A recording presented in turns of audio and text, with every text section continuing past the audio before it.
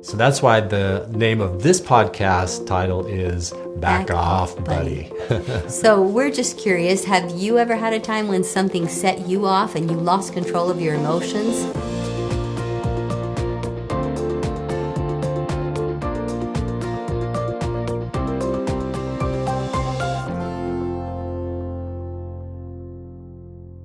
Hi everyone, we are Teresa and Rick Starr, and this is the I Thrive at Life podcast. Today's podcast is called Back Off, Buddy. It's about the amygdala hijack, and if you don't know what that is, hang in with us for a minute and you'll soon know what it is and what you can do about it in your own life. That's right. We'll start with a story. This is a story that happened to me when I was a new employee at a company and we were doing some work for another department. Well, it just so happened that the person that I reported to in the other department about this project, well, first of all, I was new, so I was very uninformed about the scope of this project, didn't really know a lot about what was going on. But there was this other person in the other department, not the person I reported to, who demanded that I provide him with what the risks are and what the scope is and what the timeline is. I hadn't even had a chance to get my mind around what the project was supposed to look like and what the deliverable was. So I was very frustrated. He kept sending me emails, and whenever I'd run into him, he would ask me, what are the risks? What's the timeline? And he just kept going on, and he just wouldn't give me the space I needed to get basically a foundational knowledge of this project. One day, it was lunchtime, and so at the elevators, I was headed off to lunch, and I ran into him. And of course, it's lunchtime because it's very busy, right? And everybody's a little bit hangry. Yeah. Hungry and angry at the same time. But anyway, he hit me again with this right in public, in front of people getting on and off the elevators. And I was so frustrated with him at that point because he just wouldn't give me the space I needed.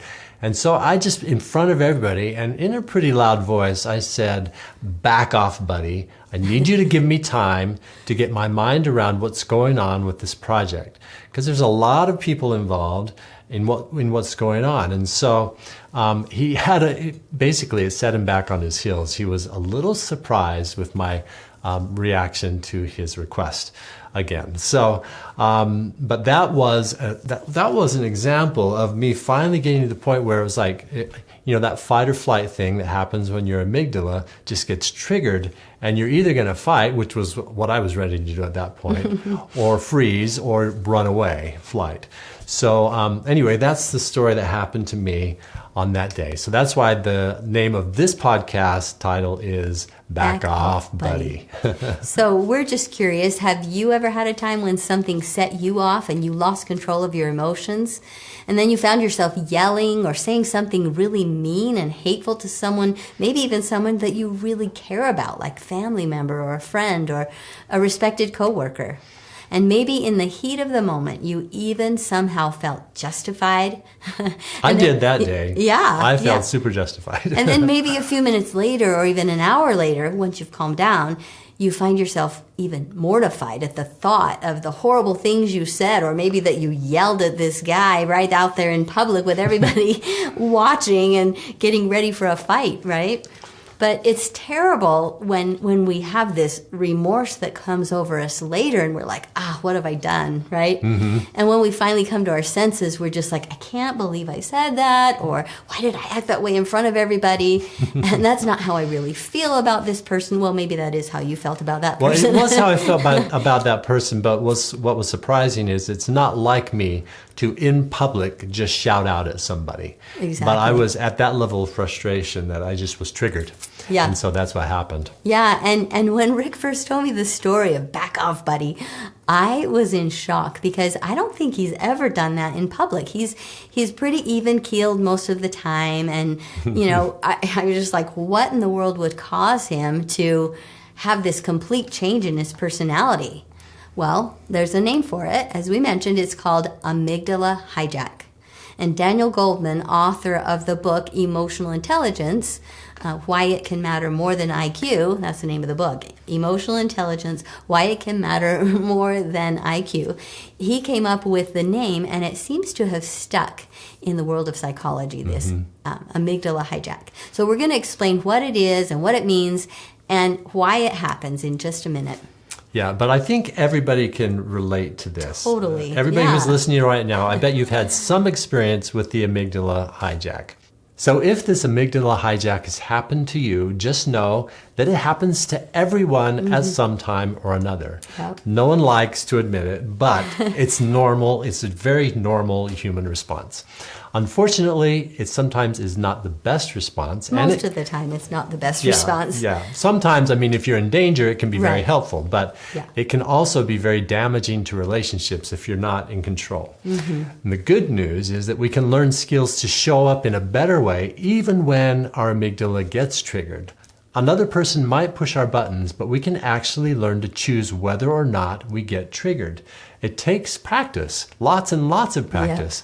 Yet, with a few tools in our emotional resilience toolbox, we can learn how to respond in a way that is more in line with our values and much more effective when we're trying to build good relationships. And here's the sad thing about this story that you did not mean to do, but the guy, how long after the guy actually quit? Yeah, I think he was so frustrated that he actually quit. Which is sad. I shouldn't be laughing because, from Rick's perspective, like you really felt attacked. And so you just lashed out. That amygdala hijack thing happened. And yet who knows what was going on in his mind? Like he might have been having his own fight, flight, or freeze. And apparently he decided to take flight. Yeah, he took off. He took flight and he actually quit, which is kind of sad. I don't think it's... Well, I think he had another job that he went to. Yeah, and I don't think it's all your fault. But it just goes, I guess the point I'm trying to make is we all have our own inner things going on. And so when we allow that amygdala hijack to happen, we have no idea what it could be doing to the other person. In this case, maybe we kind of feel like the guy had it coming, but that's another story. But so often this happens when that person really doesn't have it coming, and it can be really tragic for relationships, especially close relationships can have a big barrier put up from then on that we might be spending years and years trying to overcome just from allowing that amygdala hijack to take over. Yeah, it's much better to step back and get your thoughts around things before you react, before you respond or react. Responding is better than reacting, I think. Exactly. So let's take a little deeper dive. What exactly does amygdala hijack mean, and what can you do not to get stuck in it? Some people use the term triggered when they're really talking about the amygdala hijack, also known, as we said, as the fight, flight, or freeze response or the stress response.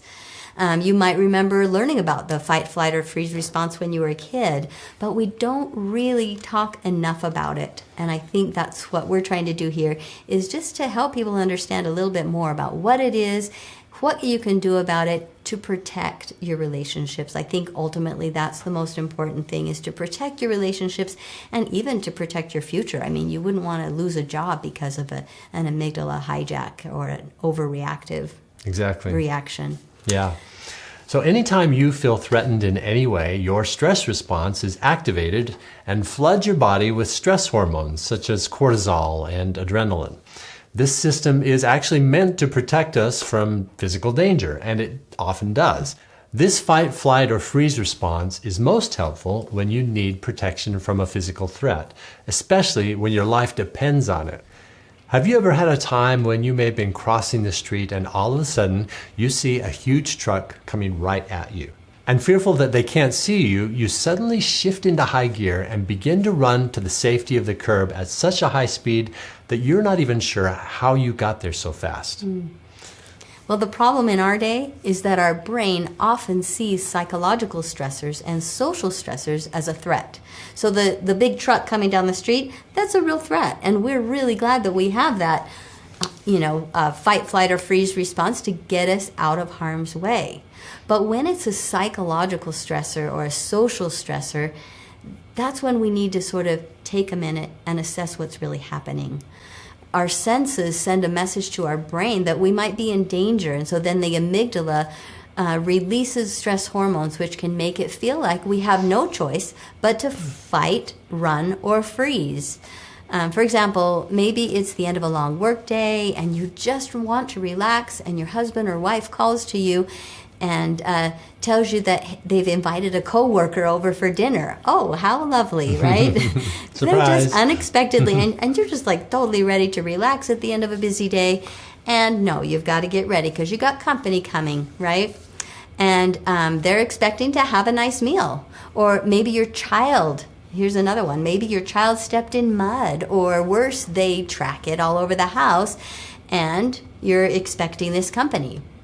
Or here's another one, maybe someone cut you off on the freeway. On the way home. Yep. And it almost causes a collision at high speed. Well, these situations, all of these situations, and many, many more, there's so many different varieties of things that could send us into a fight, flight, freeze response. But that freeze can happen when you're in a work meeting or suddenly you get called unexpectedly and your brain totally freezes. You can't even think about what to say. You're put on the spot. Yeah, have you ever had that? Like you're just sitting there in a meeting and all of a sudden someone calls you and say, what do you think about it? And you're like, Right. Or somebody approaches you at the elevators at lunchtime and demands that you give them information. Yeah, and your brain is like it just turns off. Right. It's crazy. And that's the freeze part of the response. Well, you might be asking, if our stress response is supposed to protect us from threat, why do we find ourselves saying and doing things that are so unhelpful in these social situations where we're triggered? Well, here's a little brain science on why we fight or yell or run away or avoid or totally freeze when we experience psychological threat. Whenever our senses pick up sensory information, it first goes to the thalamus, which then sends a message to our prefrontal cortex, which is the thinking and reasoning part of our brain. And from there, the message goes to the emotional center called the amygdala. If the thalamus senses a threat, it sends the information to both the neocortex and the amygdala. If the amygdala sees the information as a threat, it instantly flips into fight, flight, or freeze response before the prefrontal cortex, which is the thinking part of your brain, can stop it. That's why it's called the amygdala hijack, because it's so instantaneous, and because when the stress response kicks in, stress hormones like adrenaline and cortisol are released all throughout your body. At that point, less blood flow is going to your prefrontal cortex because our brain is trying to conserve it as it prepares to flee or fight. So most of it's going to your body so that you can be prepared for the fight or the fleeing. So with our thinking and reasoning brain compromised, it's no wonder that we say and do things that we later regret. You know the phrase, I wasn't in my right mind. It's so true.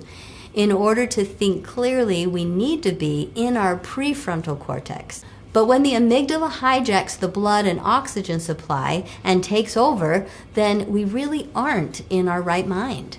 And our prefrontal cortex could have reasoned us out of yelling, right? Our prefrontal cortex would probably have told you, hey, don't do that in front of all these people. Right. You can send him an email and ask him to give you some space, right?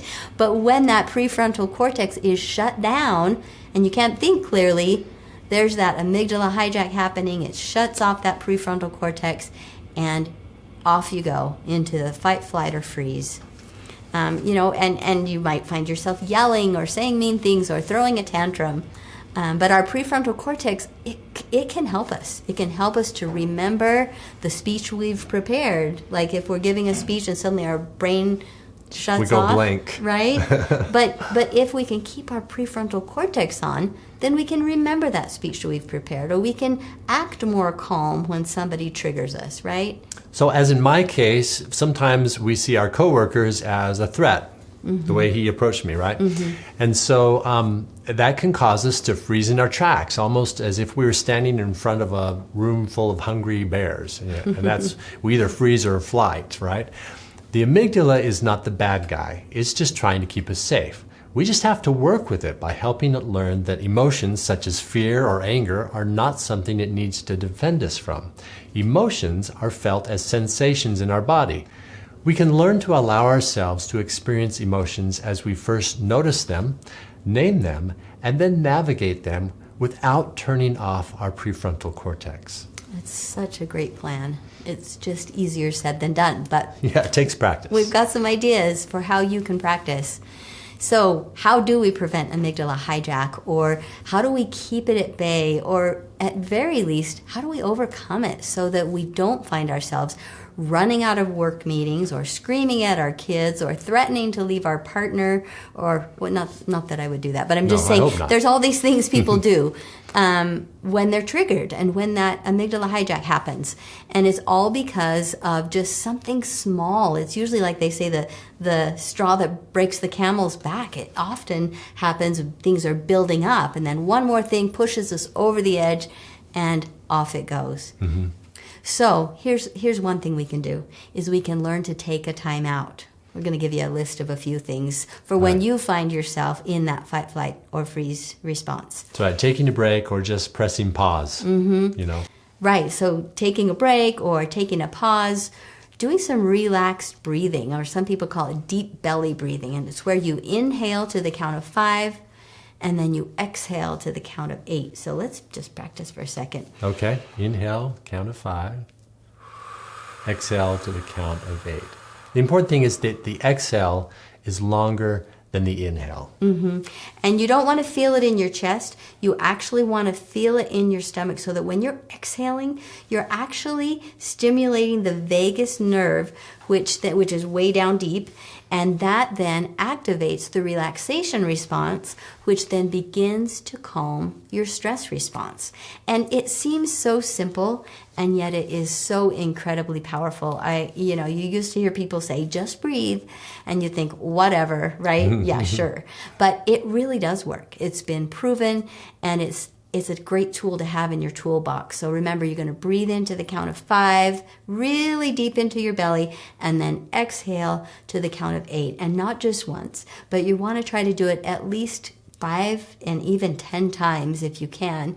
Nobody around you will know you're doing it, but it's really going to help you get into that relaxation response to counter the stress response, and also to bring that amygdala under control. Settle it down. And then get your prefrontal cortex. Sorry, I should have said amygdala. That's way down in the middle. And then get that calmed down, and then get your prefrontal cortex turned back on. And it really does help in a big way. Right, right. And the important thing is to practice this. Have a daily practice of it. Usually 5 to 10 minutes will help you get practiced enough so that you'll know how to call on that tool of breathing when you need it. Yeah, exactly. So practicing it when you don't need it helps you have it. It's like it builds that muscle, instant muscle that you can call upon in the heat of the moment. Right. All right. All right. Next tool is distraction. Okay. So this is just changing the attention to whatever the stressor is, changing from attending to that to something else, maybe something that you enjoy, something that's not as fearful or triggering to you, that kind of thing. Even a simple thing like going for a walk or calling a friend, just really simple things to take you off that track, right? And just so you know, many of these come from something called dialectic behavioral therapy. And they're just simple tools that you can put in your toolbox to have readily available for whenever you feel yourself getting hijacked emotionally. Right. And distraction is different than avoidance, okay? So avoidance is like, I don't ever want to deal with something that's hard, or I don't want to feel the feelings that are uncomfortable. Distraction is momentary. It's dealing with the event or the stressor that's happening immediately to settle down your amygdala, to get back in your prefrontal cortex so that you can deal with the discomfort in a healthy manner. Yeah, that's a really good point, because avoidance, if you continue to avoid something, that just makes the stress get bigger and bigger and bigger, because deep down you've got to face it. So we're not talking about long-term avoidance. We're just talking, as Rick said, about in-the-moment distraction, just to settle down your amygdala, settle down your stress response, and get back in your right mind or your prefrontal cortex. Right. All right, so here's another one that's going to sound really crazy, but it has been shown to work, and you may have even seen this in movies, where you just splash some cold water on your face or put an ice pack on your neck. And this has been shown just to sort of reset things for you. So give it a try sometimes. If you feel that maybe something's going on in the family and you're upset, take a little time out, go in the bathroom, splash some cold water on your face, put a little cool ice pack on around your neck just for a few minutes, and just see if that can help you. And breathe. I mean, you could do it all, right? And see if that can help. The next idea is to have a mindfulness practice. Mindfulness is basically being in the present without judgment. So it's noticing the emotions that you're having currently, but without judging them, without making them bad or good, but just noticing that they are there and that they're part of what you're experiencing right now. It does allow you to kind of step back from them a little bit so that you look objectively at them and see them for what they are, and maybe get a little bit of distance between you and your emotions so that you can come up with a healthy response that you choose rather than a reaction that you don't choose that's just emotional based. Yeah, you don't want something that will make you regret later, right? And the thing about emotions, as you said, not judging ourselves. Sometimes we have an emotion and we get angry, and then we judge ourselves for being angry. And that just adds more fuel to the fire. So rather than judging ourselves as like, what's wrong with me? I'm such a bad person. Why am I angry at my child or whatever? That just makes us feel worse. You know, we're human, and emotions are part of being human. So notice the anger and then do those things to calm the anger or to understand or whatever, but don't add judgment onto it. So just mindfully being with that in the moment can be helpful rather than adding to your own guilt, right? Right. All right, the next one is CBT, cognitive behavioral training. So this is all about noticing our thoughts, and rather than jumping to conclusions or rather than jumping down someone's throat, we can actually step back and with curiosity ask, hey, what else might be true? Or is there a better way for me to think about this situation? Or is there a more appropriate way for me to act in this moment? Or how will my outburst affect my relationship in the long term? You know, what choice can I make that would lead to the outcome I'm hoping for? And how do I want to show up in this situation? Now, I know that's a lot of questions to think about when you're hijacked. So the simplest question is just asking yourself, what else might be true?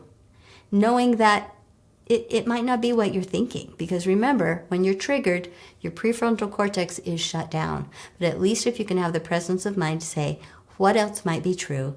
It gives you that pause and the recognition that, oh yeah, I might be triggered right now. Right. Maybe there's a different way to see this. And I love that principle of curiosity.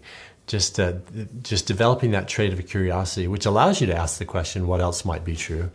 It gives you the mindfulness, I guess, to look at what options are available to you and what other reasons they might be happening. Yeah, and a lot of people might be saying, I've probably said this myself, something like, yeah, right. When I'm triggered, I cannot step back and think about those questions, right? But you really can. With some mindfulness practice, you can get used to stopping in the moment and really thinking things through. And that's the very reason we want to build a practice of mindful awareness, where we can get in touch with our emotions and not let our emotions run our life, but then get in touch with them, recognize that they're there, and then choose the way that we want to respond. And hopefully it's a way that does not damage our relationships, but helps us to show up in life and in our relationships as the person that we want to be. It's not always easy, but it really is doable. So there's a quote by Viktor Frankl, who wrote Man's Search for Meaning. And the quote is this, and maybe you've heard it before: between stimulus and response, there's a space. And in that space lies our freedom and our power to choose our response. In our response lies our growth and our happiness. And that is so powerful. It's true that our growth and happiness depends on the way we respond in life.